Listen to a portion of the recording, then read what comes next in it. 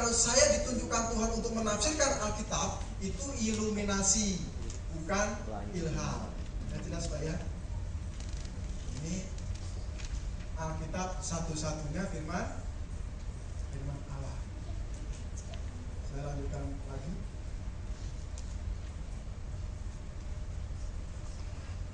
Karena Alkitab ini satu-satunya firman Allah, maka Alkitab sudah pasti 100% dipelihara Allah.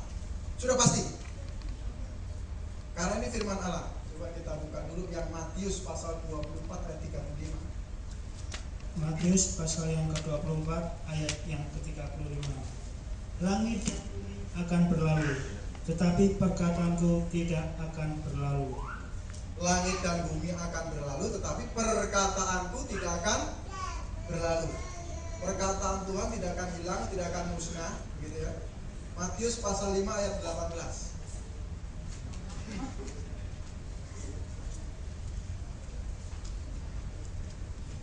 Matius pasal yang kelima ayat yang ke-18. Karena aku berkata kepadamu, sesungguhnya selama belum lenyap langit dan bumi ini, satu iota atau satu titik pun tidak akan ditiadakan dari hukum Taurat sebelum semuanya terjadi. Ini sebenarnya berbicara tentang huruf bahasa Ibrani. Iota itu yod yang diyunanikan. Yod itu hurufnya kayak koma begitu saja. Ini bunyinya kita baca jadi Y. Yod, koma. Itu huruf, satu huruf tapi yang paling kecil, paling gampang, paling simpel. Koma begitu. Itu huruf Ibrani. Sementara titik itu kereia, bahasa Yunaninya itu diambil dari bahasa Ibrani. Tanda baca Ibrani kerets. Itu paling gampang, titik aja, tidak gini, kerets namanya. Bayangin, kalau ada orang yang bilang bahwa Alkitab ini penuh salah, Tuhan sudah bilang titik saja tidak salah, apalagi salah-salah tulis. Huruf yang paling kecil saja tidak salah, apalagi satu perikop bisa salah. Wah, tidak masuk akal. Ini ayat ditanam oleh Tuhan supaya umatnya tahu bahwa ketika Tuhan berfirman menjadi kitab suci, itu Tuhan pelihara dan tidak ada salah baik titik maupun komanya, baik huruf yang terkecil maupun huruf yang paling susah. Kita ada kelas bahasa Yunani, ada huruf yang susah untuk ditulis. Gak cacing ini Pak hurufnya katanya. Ini huruf apa nih kok kayak cacing katanya. Ini ada yang sampai begitu, ada yang gampang ditulis. Ini dipelihara Tuhan Pak. Jadi dasarnya kita berbicara Alkitab satu-satunya firman Allah, itu diilhamkan Allah dan dipelihara Allah sampai kapan? Sampai selama-lamanya. Firman Allah itu dipelihara. Jadi kalau kita lihat ini Alkitab, ini yang sumber yang akan kita bicarakan malam ini. Alkitab ini saya meyakini tidak ada salah sedikit pun baik titik maupun komanya. Dan kalau ketemu ada kesalahan, mari kita pelajari bersama. Yang jelas bukan Alkitab yang salah kitanya nafsirin yang salah. Pak, saya mau lihat.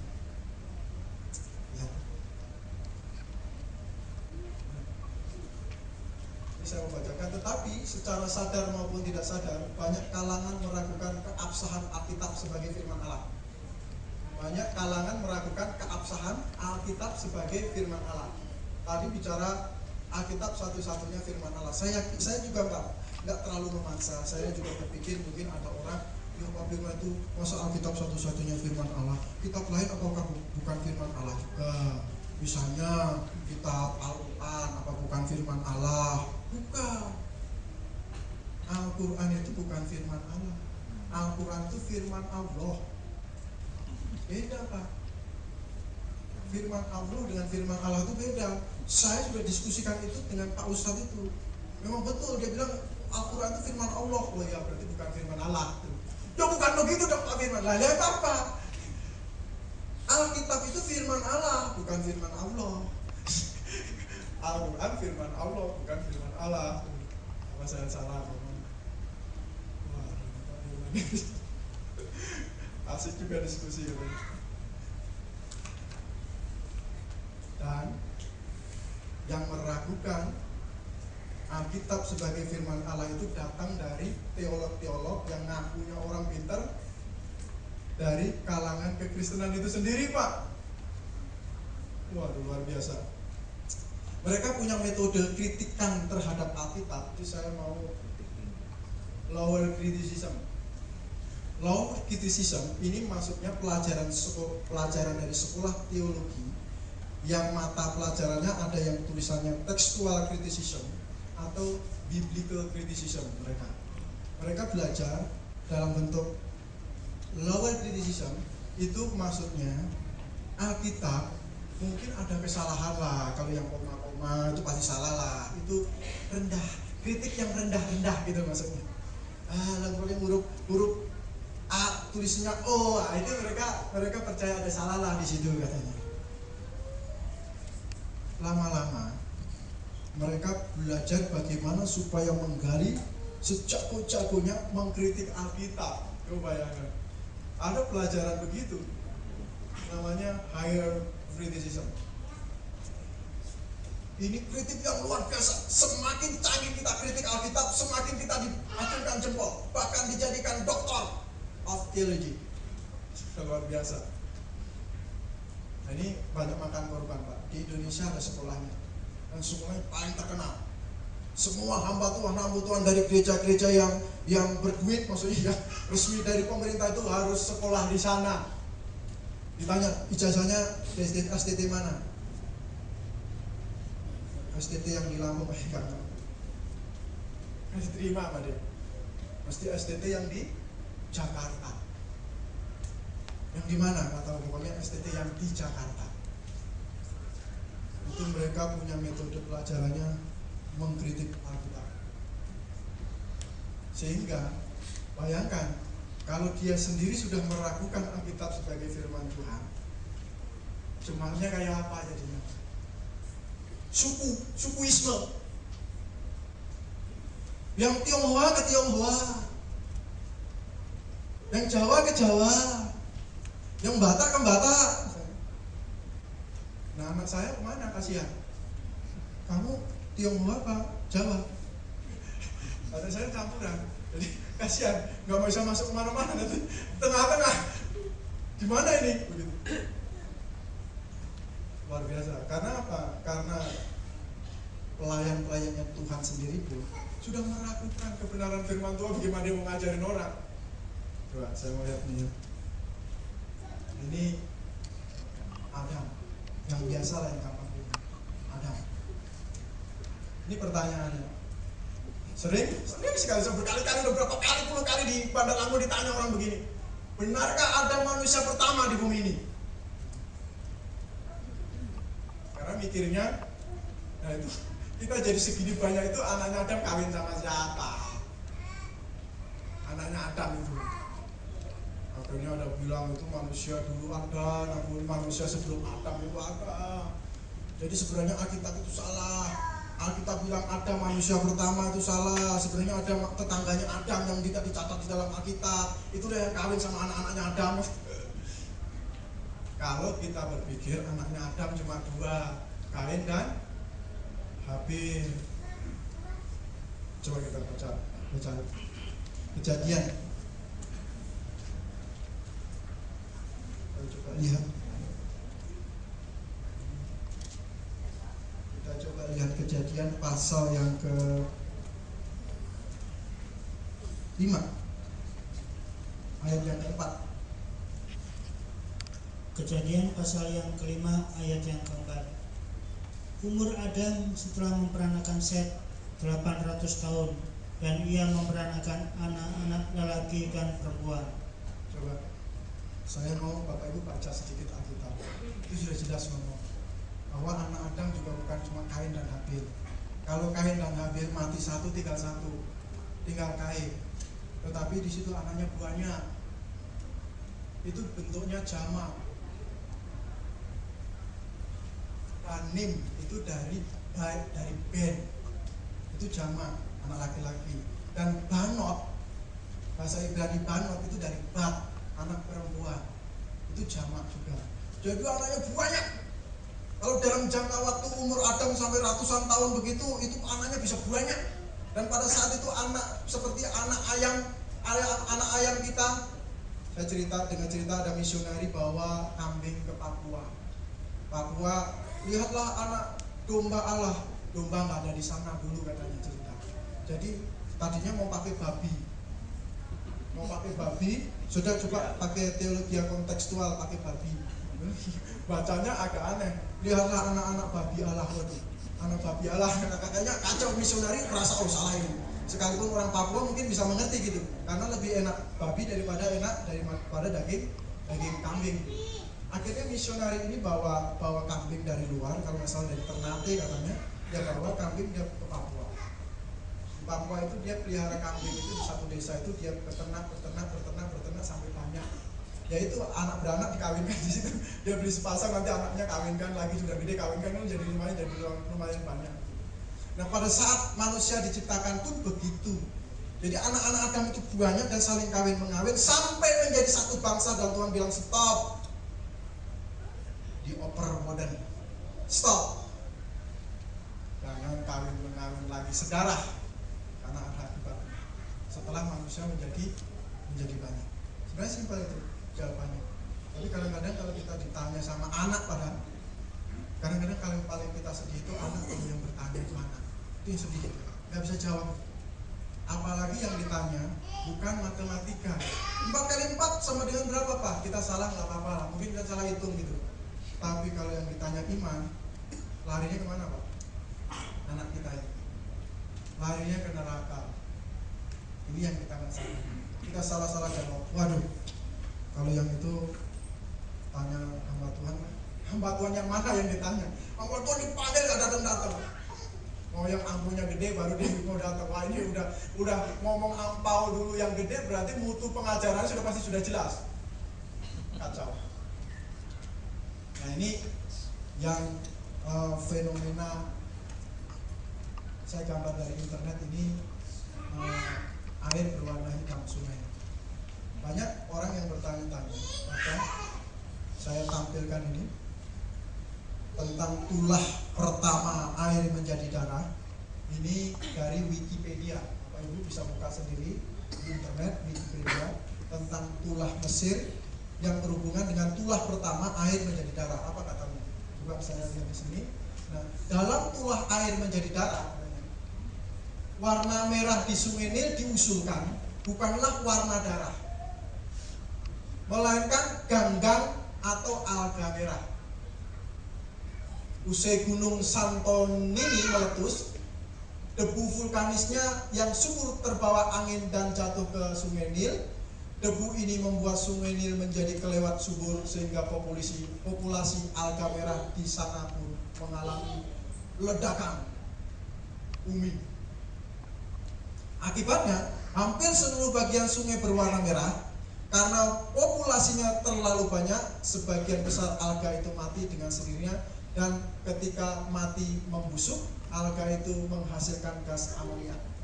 Gas itulah yang menyebabkan matinya hewan-hewan di sungai, termasuk ikan. Coba bayangin, baca di internet, tulah pertama air menjadi darah itu bukan darah, itu ganggang merah. Jadi itu bukan mujizat. Itu bisa terjadi di Kalimantan, bisa terjadi di mana-mana. Terus anak kita baca, wah ampun. Padahal Tuhan berkata begini, beginilah firman Tuhan katanya, pukulkan ke air Sungai Nil. Tuhan bilang, ambil tongkat, pukulkan, dan dipukul, Pak, berubah jadi darah.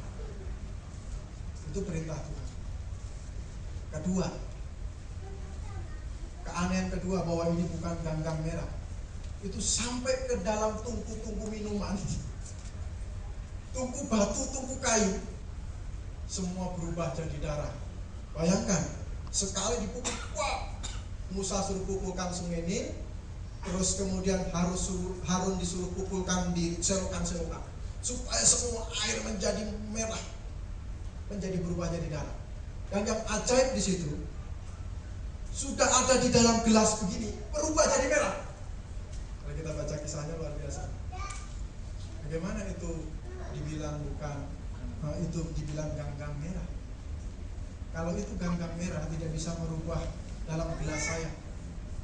Gelas saya itu tato bisa berubah jadi merah, menjadi darah. Kalau itu ganggang merah itu harus proses dulu sampai di Sungai Nil, ambil airnya ada begitu. Luar biasa ya. Saya lanjutkan. Coba berikutnya. Nah ini saya ada satu gambar. Ini saya foto. Ini namanya patung beji. Patung beji ini adanya di Sintang, Kalimantan Barat. Di tempat yang ada. Nah, coba perhatian, patung beji. Ini si beji namanya orang Dayak. Lagi gotong batu kelam.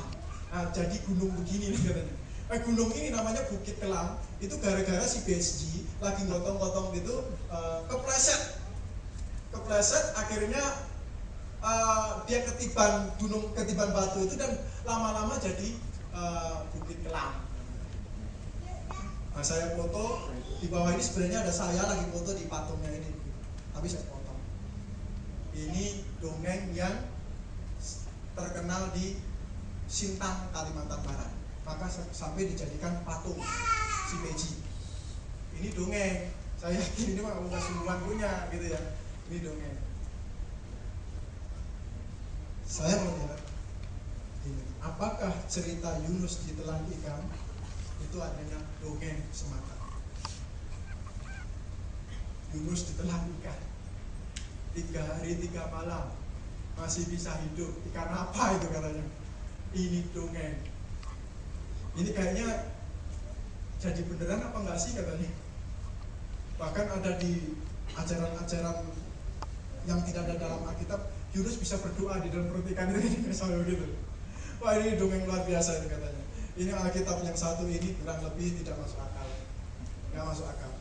Ikan apa itu bisa telan Yunus, terus 3 hari 3 malam kemudian dilepai, terus dia itu pergi ke Niniwe begitu. Ini ikan apa ini? Ini saya yakin sekali ini terjadi. Tuhan Yesus sendiri yang bersaksi bahwa itu kisah nyata. Matius pasal 12 ayat 40.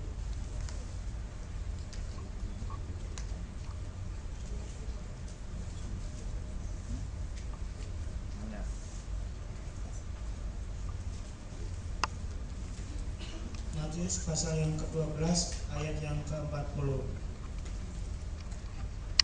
Sebab seperti Yunus tinggal di dalam perut ikan 3 hari 3 malam, demikian juga Anak Manusia akan tinggal di dalam rahim bumi 3 hari 3 malam. Sebentar, ini saya sampai jam berapa ini ya Pak ya? Oh sudah lewat ya? Jadi kita bagaimana? Kita berhentikan dulu setelah jawab ini. Ya? Oke, saya jawab sebentar. Saya masih banyak sekali bahan, tapi coba kita lanjutkan. Nah ini Tuhan Yesus sendiri berkata 3 hari 3 malam. Seperti Yunus ditelan ikan 3 hari 3 malam. Ini saya mau singkat. Kata ikan yang disebutkan oleh Tuhan Yesus itu bunyinya ketos. Ketos, bahasa Ibraninya dak gadol, ikan super besar. Sementara ketos itu bukan ikan biasa. Ikan biasa itu iktus. Ya, kalau kita lihat iktus itu ikan biasa, ikan belanteng, ikan teri, ikan gurame, ikan itu iktus. Tetapi kalau ketos itu ikan raksasa, ikan besar. Nah, saya jalan-jalan ke Bogor, ini ada fosil ikan yang segede ini. Ini 10 orang masuk nih. Di kebun raya Bogor, coba ini 10 orang masuk bisa berdiri di sini. Panjangnya, nah ini. Coba perhatiin. Ini bukan cuma besar ini, bukan cuma Yunus, mungkin Ini bisa 10 orang masuk sini. Luar biasa ini kan. Ini orang berdiri di sini sampai sini itu masih belum nyampe nih lah. 1-2 orang masih di situ. Jadi apa ada perkataan Tuhan yang salah di situ? Apakah Yunus kita mau bilang itu? Jelas itu asli, itu nyata kejadian. Dan itu mujizat dari Tuhan. Kalau bicara mujizat dari Tuhan, aneh-aneh. Ada yang ditusuk ini masih hidup dan lain sebagainya. Ayo saya lanjutkan sedikit, ini masih saya akan percepat. Ini dengan ditemukannya fosil dinosaurus, apakah membuktikan Alkitab salah? Pak Firman coba pelajari itu. Dinosaurus mana ada di dalam Alkitab? Dinosaurus itu umurnya jutaan tahun. Kalau kita baca Alkitab, 6.000 tahun udah selesai itu. Alkitab itu umurnya 6.000-an tahun Pak, coba nggak ada sampai jutaan tahun. Alkitab mau ngomong apa coba? Dinosaurus. Coba kalau ditanya begitu gimana? Bapak Ibu pernah ditanya begitu? Pernah berpikir ada teori Big Bang? Ada dinosaurus yang ditemukan jutaan tahun, umur Alkitab 6.000 tahun. Bapak berpikir gimana jawabnya? Yang benar Alkitab apa yang benar? Fosil ini, dinosaurus ini. Saya bilang di dalam Alkitab dinosaurus itu memang betul-betul ada. Itu ada. Benar-benar nyata ada. Hidup pada zaman Ayub. Hidup pada zaman Ayub. Pada zaman Ayub itu diceritakan ada binatang Behemoth namanya. Behemoth. Behemoth ini dikatakan ekornya seperti pohon aras, ototnya berjalin-jalin. Tapi lembaga Alkitab Indonesia bilang itu kudanil. Itu masalahnya. Kudanil mah ekornya cuma ndil. Jadi bingung. Padahal bukan kudanil, itu Behemoth. Itu binatang yang super besar. Ekornya aja seperti pohon aras. Jadi memang betul ini ada dinosaurusnya. Dalam Alkitab pada zaman Ayub itu hidup di tanah Us itu nama orang yang purba punya, nama orang yang hampir-hampir mau pertama punya. Gitu. Ini. Cuma masalahnya metode ngukurnya itu. Fosilnya ketemu ya, iya kita percaya memang ada binatang itu. Bahkan naga pun ada di dalam Alkitab. Itu sebutnya Lewiatan. Matanya merah, hidungnya keluar api, nafasnya keluar api. Itu Lewiatan. Seperti naga. Kelihatannya itu pernah dilihat oleh orang-orang di seluruh penjuru dunia pada saat menara Babel. Pada saat itu kelihatannya binatang-binatang itu hidup pada saat menara Babel. Dan ketika dipecahkan ke seluruh penjuru, orang Tionghoa itu ingat itu binatang itu mungkin. Dia ingat itu ada naga. Terus ada banyak naga-naga model-model yang lain gitu, karena itu pusat pencarkan dari kemana-mana. Jadi sebenarnya itu ada di dalam Alkitab, sudah dijelaskan betul gitu ya.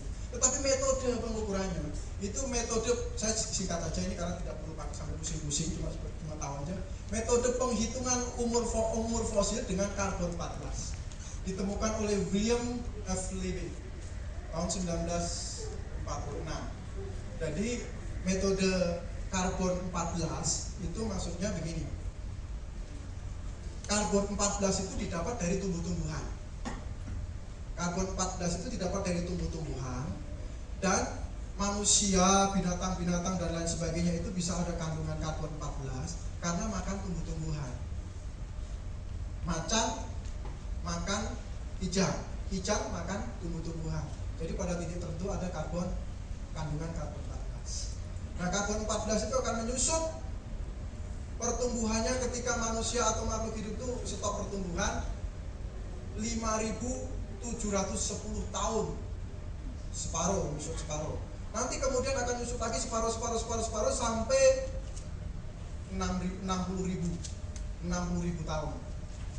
Nah, kalau 60.000 tahun itu ya, 60.000 tahun itu kurang cukup panjang, itu masih bisa digunakan dengan cara yang sama menggunakan uranium. Uranium itu 704 juta waktu taruh. Jadi pas kalau 60.000 masih kurang, pakai uranium, bisa jutaan tahun. Kemudian bisa pakai juga rubidium, gitu. Nah ini sebenarnya secara singkat jawabannya adalah sama seperti identik dengan kasus cahaya bintang sampai ke bumi. Manusia itu berpikir simpel. Galaksi Andromeda sampai ke tempat kita, bintang itu mungkin kalau cahayanya kita tunggu itu bisa sampai jutaan tahun, gitu. Sampai jutaan tahun, baru sampai jutaan itu disimpulkan umur bumi jutaan tahun ya. Padahal Tuhan ciptakan itu bersetahun unsur-unsurnya, termasuk sinarnya juga. Tuhan ciptakan bintang itu termasuk sinarnya, nggak tunggu sinarnya sampai nyampe ke tempat kita gitu. Itu sama juga begitu, termasuk unsur-unsur karbon, uranium, rubidium dan lain sebagainya. Itu unsur-unsur ini diciptakan. Nah, pengecualian katanya, jika terjadi fenomena alam secara luar biasa, maka metode ini tidak berlaku. Misalnya di Jepang, uranium sudah tercemar dan sebagainya. Gitu. Ini yang akhirnya membuat kita bertanya-tanya. Yaitu apa? Perhatikan motif fosil ini. Ini ikan makan udang. Ikan makan udang. Ini udang bodoh ini. Jutaan tahun nggak bisa lari-lari. Makan. Kalau ini proses, saya yakin ini nggak bisa terjadi seperti itu atau bisa jadi batu. Ini pasti terjadinya seketika ini. Dibuat Tuhan dalam satu fenomena jadi batu. Sehingga jadi begini. Kalau proses itu mungkin udangnya masih bisa lari, goyang-goyang kemana-mana gitu. Ini diperkirakan ini hidup, ini juga hidup, terus terjadi proses seketika jadi batu. Terus dibilang itu proses jutaan tahun. Nah, ini diperbesar.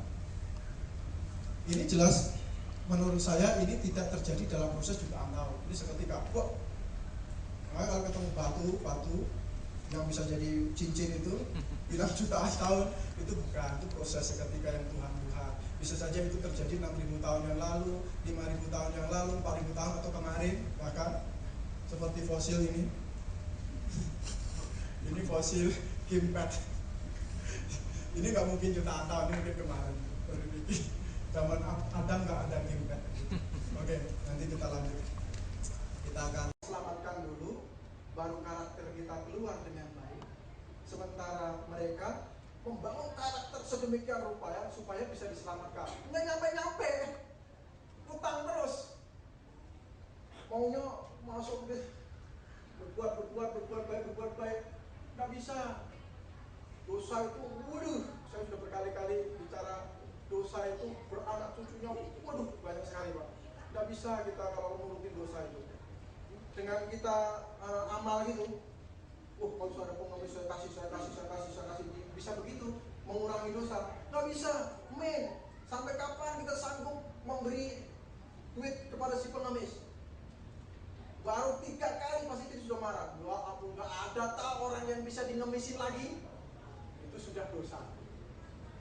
Malah jadi apalagi di dapur masih ngedumel. Istri saya nanya, siapa Pak?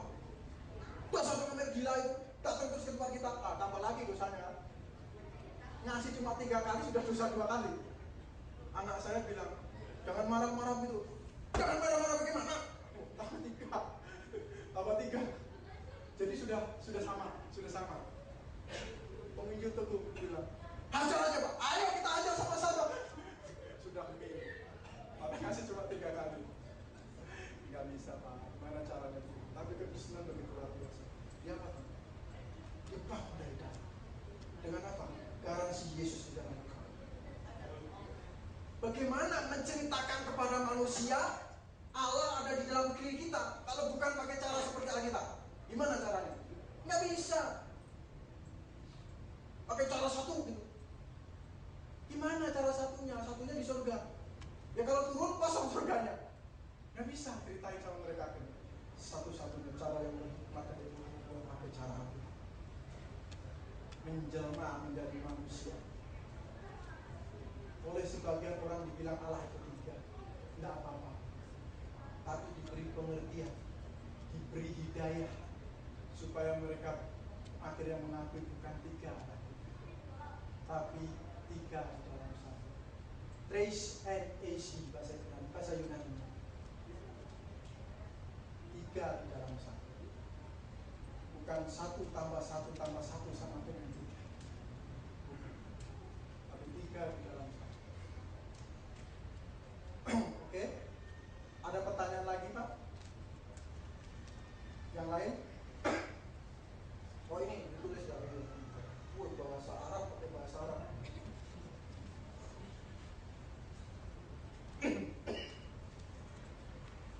Ini pakai bahasa Arab.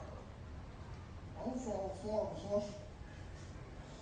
Ini apakah seorang percaya yang sudah dibenarkan lalu mati dalam keadaan melakukan dosa pasti diselamatkan, seperti yang dikatakan dalam Roma pasal 5 ayat 9 sampai 10. Tuhan luar biasa banget. Bahasa Indonesia ini. Jadi apakah orang yang sudah diselamatkan, saya ini misalnya percaya Yesus satu-satunya juru selamat, pasti diselamatkan, pasti mati masuk surga, saya yakin pasti masuk surga misalnya. Wah, langsung besok itu saya pukul penginjil tepu, wah dia mati saya. Kayak tadi hampir kehilangan mau pingsan saya, rumahnya lapar kan saya.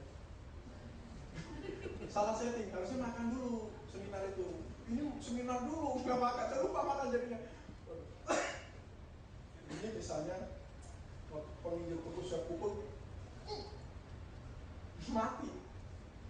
Belum nyampe itu lemak mati. Maksudnya mau begitu, apakah pasti masuk surga dalam kondisi melakukan dosa? Begini, Pak.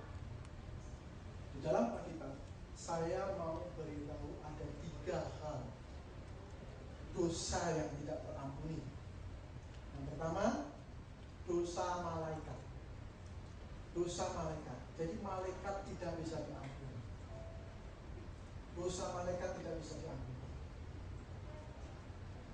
Karena dia sudah berada dalam posisi yang agung dan mulia dan menginjak-injak keagungan itu. Sudah melihat surga, merasakan surga, tapi meninggalkan keagungan itu. Jadi dia tidak bisa diampuni. Dosa yang kedua adalah dosa menghujat Roh Kudus. Dosa menghujat Roh Kudus itu hanya terjadi pada zaman Tuhan Yesus. Kebanyakan orang sekarang Pak Firman itu menghujat Roh Kudus. Kenapa? Ini nggak mau, ini nggak mau merasakan hatinya keras, lembutkan hati. Sudah katanya masih belum bisa juga masuk Roh Kudus, menghujat kamu itu. Lepaskan, lemas sudah. Nah, sudah lemas ini kita, sudah lemas. Tapi nggak bisa, menghujat Roh Kudus lepaskan. Bukan begitu. Menghujat Roh Kudus hanya ada di zaman Tuhan Yesus, yaitu pada saat dimana Allah berdiri di depan kita. Bayangkan, Allah ada di depan kita. Dia bilang, kamu menggunakan kuasa Beelzebul. Allah yang maha kuasa digituin. Ini mujizat palsu gitu. Kurang ajar orang Yahudi. Tapi bukan begitu maksudnya. Memang kedengaran manusia belum tentu juga pada saat itu bangsa Indonesia dibikin seperti bangsa Yahudi bisa lebih dari bangsa Yahudi. Tetapi artinya itu ada terjadi pada zaman Tuhan Yesus. Nah, pada saat Allah berada bersama-sama mereka begitu rupa sampai full hatinya menolak Kristus. Kemudian dosa yang tidak terampuni yang ketiga adalah dosa menyalibkan Kristus kedua kali. Dosa menyalibkan Kristus kedua kali. Di dalam kitab Ibrani jelaskan di situ. Saya mau tarik dulu sebelumnya. Di dalam kisah tentang Musa. Pada saat Musa berkata kepada Tuhan dan Tuhan perintahkan untuk pukul batu itu, pukul sama Musa, keluarlah air. Dan kemudian Tuhan perintahkan jangan dipukul. Yang kedua kali, kamu berkata kepada batu itu. Tapi Musa nggak mau. Karena sudah keselnya saking bagaimana Musa masa ini begini begitu lebih enak di Mesir dulu begini. Musa kesal dia pukul batu itu penuh. Tuhan marah dan katakan kamu tidak layak untuk ke tanah perjanjian. Sehingga Musa tidak diperkenankan untuk masuk perjanjian. Karena batu itu adalah lambang dari Kristus yang hanya boleh dipukul satu kali. Tapi Musa pukul 2 kali. Nah, sekarang dosa yang tidak terampuni ketiga adalah menyalibkan Kristus kedua kali. Nah, bagaimana dengan dosa yang kita tadi dapat jaminan pasti masuk surga dan melakukan perbuatan dosa? Itu pertama, begini. Orang yang sudah lahir baru, ini ya, orang yang sudah lahir baru bisa tidak ada kemungkinan jatuh dalam dosa? Oh bisa.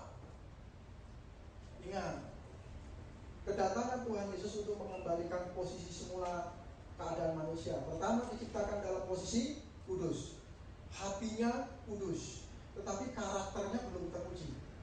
Kemudian setelah diuji dan jatuh ke dalam dosa, maka Tuhan ingin menyatukan kembali persekutuannya dengan manusia dengan cara dihukumkan di kayu salib, menggantikan hukuman yang seharusnya manusia tanggung.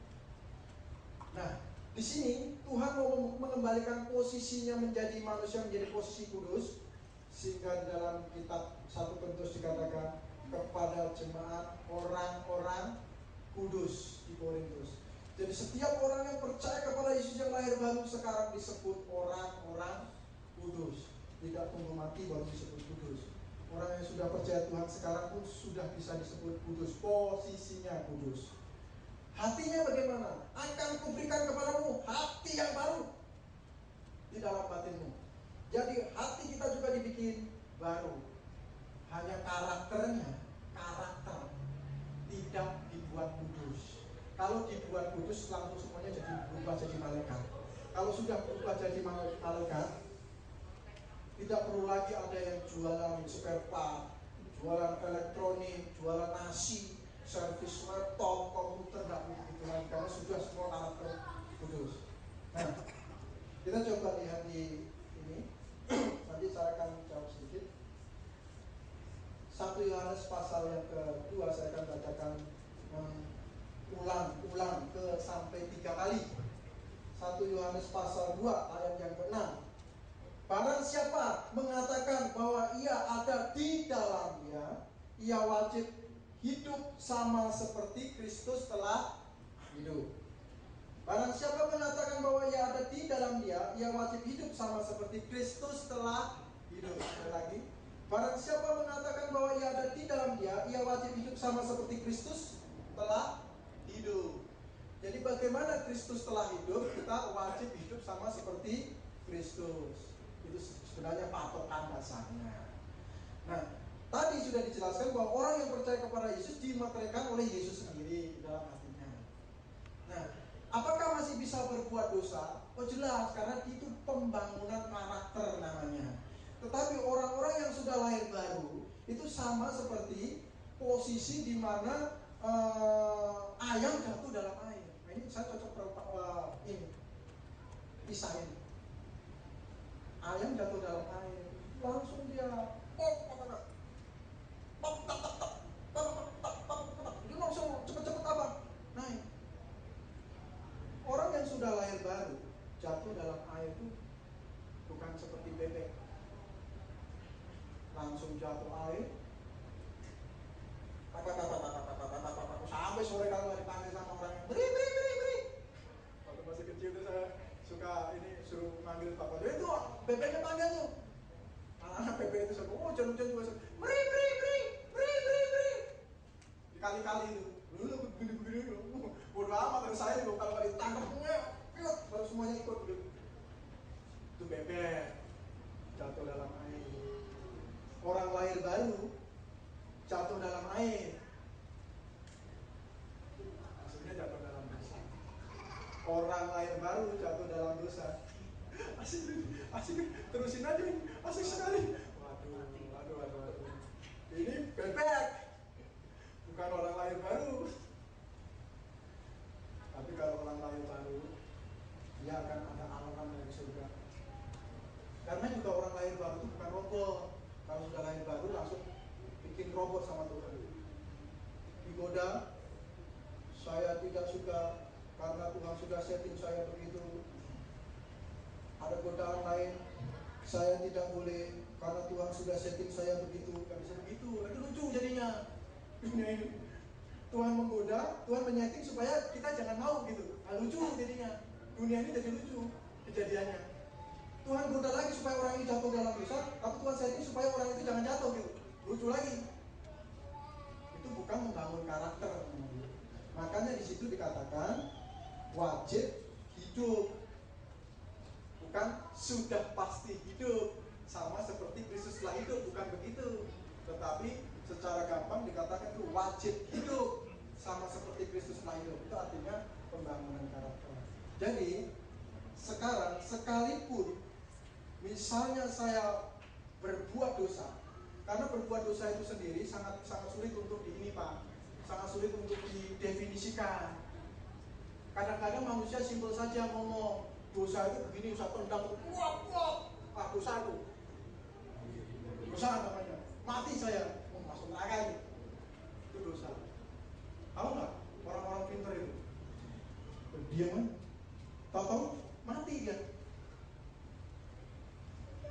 Pikir kita yang berdosa itu orang yang busuk dia, padahal yang diam itu yang di dalamnya. Diam aja dia. Saya juga tidak tahu Bapak Ibu yang dipikirkan sekarang. Siapa tahu pada waktu saya ngomong firman Tuhan begini, pikiran Bapak itu, aduh, nota saya itu kan masih nyanglak di situ, seminarnya nggak selesai ya begini. Aduh, lama amat ini firman Tuhannya Pak, firman muter sana muter sini. Aduh, kapan pertanyaan kedua selesai ini? Ini kayaknya mau tanya lagi nih apa? Apa pertanyaannya tadi meja itu? Pertanyaannya itu apakah ada makan lagi Pak? Misalnya gitu. Jadi begitu. Nah, itu apakah itu juga dosa? Kan dosa itu sulit untuk dibuktikan. Jadi kalau lagi nendang begini mati, masuk neraka. Kalau dia begini mati, nggak masuk neraka. Padahal belum tahu kita mikir apa dia. Jadi sebenarnya itu berbicara tentang karakter. Kalau orang yang sudah lahir baru, sekalipun jatuh dalam dosa, tidak ada masalah. Kenapa? Karena dosa Tuhan sudah tanggungkan dosa itu dalam bentuk bahasa Yunani-nya manta, atau segala. Dia telah menyingkirkan dari segala dosa kita. Segala dosa itu apa? Segala dosa itu apakah dosa dulu yang pernah kita perbuat? Belum segala. Itu masih sepertiga. Tuhan menebus dosa, segala dosa kita. Itu bukan dosa dulu saja. Dosa sekarang nih yang baru saja kita perbuat ini. Kita pikir ini, senang mikir ke sono gitu. Mikir ke sono. Dosa sekarang juga sudah ditanggungkan di kayu salib. Apakah itu juga disebut segala? Belum. Itu masih 2/3. Sepertiganya lagi apa? Dosa yang akan kita perbuat. Ini hati-hati. Dosa yang akan kita perbuat itu juga sudah ditanggungkan di kayu salib. Makanya orang kadang berkata sih, wah enak sekali kata kita berbuat dosa lagi kan. Dosa yang akan datang kata Pak Firman juga sudah ditanggung dalam dosa, dalam Kristus katanya. Saya pernah sedih, saya ketemu satu orang itu diperkenalkan oleh satu bapak itu yang duduk di belakang Pak Rudi Jehan. Saya tidak sebutkan orangnya siapa. Dia kasihkan saya saus pelayan kepada satu orang keluarga, luar biasa keluarga ini. Dia bilang sama saya ajarin berapa, wah sampai jalan keselamatan. Dia ngoceh sama orang-orang. Ada pengajaran baru dari siapa namanya yang banyak, Pak Firman katanya. Apa pengajaran? Katanya kita pasti masuk surga. Ditanya orang, Bapak Bapak pasti masuk surga enggak? Kata Pak Firman, saya pasti masuk surga. Begitu. Kata Pak Firman, saya pasti masuk surga. Uang. Bahaya ini. Kata saya, kata Pak Firman, saya pasti masuk surga. Waduh kawan. Saya bilang ini bahaya. Bahaya. Sampai suatu ketika dia tanya, Pak Firman, kalau menikahkan orang ongkosnya berapa? 300.000 cukup nggak ya? Saya pikir dia mau kasih apa Tuhan lain gitu. Katanya dia mau kasih ke saya loh. Ini sudah punya istri, punya anak, anaknya sudah gadis-gadis, bujang-bujang. Saya lagi naik mobil begini, Pak Firman tolong nikahkan saya.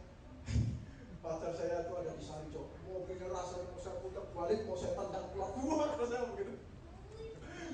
Mau saya putar balik, mau saya pulangkan, maksudnya begitu. Waduh, saya bilang ini orang yang belum lahir, Pak. Mengartikan sudah pasti selamat itu terus berbuat seenaknya, berbuat dosa seenaknya. Bayangkan kalau saya berbuat seenaknya, itu artinya saya sudah membuat Tuhan juga itu bersama-sama saksi. Tahu nggak? Di dalam Alkitab ini dicatat. Maka saya tidak peduli orang mau ngomong apa. Pokoknya apa yang saya anggap benar. Kalau orang lain belum kasih tahu saya itu salah, dan saya buktikan, saya akan ajarkan terus. Sekalipun saya sendiri yang terima lagi. Ajarkan terus. Begini. Karena nanti akan dicatat di surga. Tanggal 31 Mei saya pernah berbicara kepada bapak-bapak semuanya di sini. Itu dicatat di sini. Dan Tuhan sudah saksikan itu. Sekarang Tuhan yang ada di dalam hati saya menyaksikan. Demikian juga bapak-bapak dengan sungguh-sungguh datang ke sini untuk mendengarkan firman Tuhan, belajar bersama-sama ini, dicatat Tuhan. Dan Tuhan saksikan itu. Demikian juga sebaliknya. Pada saat kita berbuat jahat, Tuhan saksikan. Pada tanggal 31 Mei, pada saat Pak Firman undang untuk kamu belajar sama-sama Alkitab, kamu malah ngamar di lantai 210, kamar 210. Kamu malah ngamar di sana sama perempuan yang bukan istri kamu. Dicatat. Semua kejadian itu dicatat. Semua baik buruknya akan dicatat. Jadi, apakah tetap masuk surga? Kalau tidak dia menyalibkan Yesus kedua kali, dia masuk surga. Tetapi dengan syarat Yesus betul-betul di dalam dirinya, dan dia Tuhan akan bimbing. Dia akan jatuh dan bangun lagi, jatuh dan bangun lagi, begitu seterusnya. Oke, ada lagi? Waktu kita masih berapa? Belajar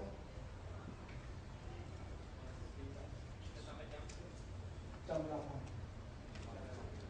Sudah ada, Pak? Sudah. 7:09 nih. Waduh. Bagaimana? Kita ada mau pertanyaan lagi, Pak? Tidak ada?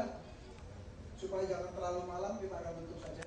Begini, nanti saya akan mengundang Bapak Ibu apabila ada yang mau berminat lebih jauh untuk belajar bersama-sama kebenaran firman Tuhan. Kita ada kantong-kantong pendalaman Alkitab, ada di Bukit Asri, ada di tempat Pak Dewi di suka mana itu Urip Sumoharjo, ada di Panjang di tempat samping.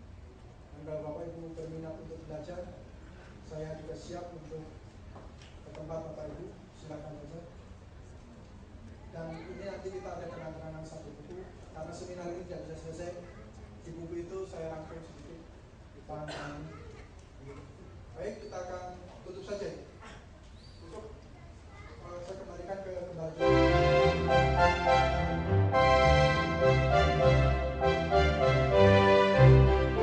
Haleluya, haleluya, haleluya, haleluya, haleluya, haleluya, haleluya, haleluya, haleluya, haleluya.